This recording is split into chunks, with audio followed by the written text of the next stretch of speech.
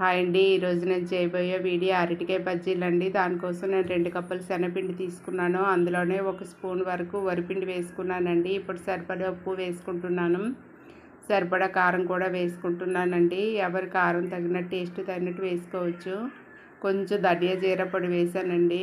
కొంచెం టేస్ట్ బాగుంటుందని చిటికెడు వంట సోడా వేసాను. ఇదంతా బాగా కలుపుకోవాలండి. బ్యాటర్ మొత్తం బాగా కలుపుకోవాలి. మన బజ్జీల పిండి ఎలా కలుపుకుంటామో ఆ విధంగా కలుపుకోవాలండి.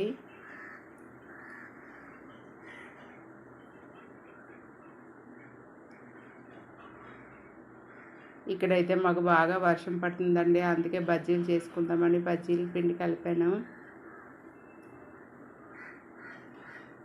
చివరిగా వాము వేసుకుంటున్నానండి. వాము వేసుకుంటే హెల్త్కి చాలా మంచిది కదా. టేస్ట్ కూడా చాలా బాగుంటుంది. శనగపిండి వల్ల మన గ్యాస్ ప్రాబ్లం కూడా రాదు వాము వేసుకుంటే. కొన్ని అరటికాయ ముక్కలు నిలువుగా, కొన్ని రౌండ్గా కట్ చేశానండి. ఒక ఆలు కూడా వేసాను, ఎందుకంటే మా అమ్మాయికి ఆలు బజ్జీలు అంటే ఇష్టం. ఆయిల్ వేడెక్కిందండి. ఇప్పుడు బజ్జీలు వేసుకుంటున్నాను.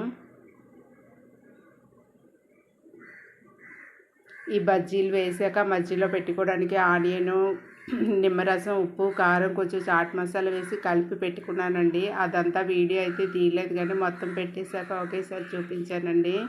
అలా పెట్టుకుంటే బజ్జీలు చాలా టేస్ట్గా ఉంటాయి. అలా అయితే మనకి ఎన్నైనా తినాలనిపిస్తుందండి. బజ్జీలన్నీ బాగా వేగిపోయి,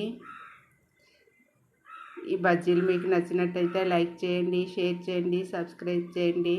ఇంకా మన ఛానల్ ఎవరైనా సబ్స్క్రైబ్ చేసుకోకపోతే సబ్స్క్రైబ్ చేసుకోండి. థ్యాంక్ యూ అండి.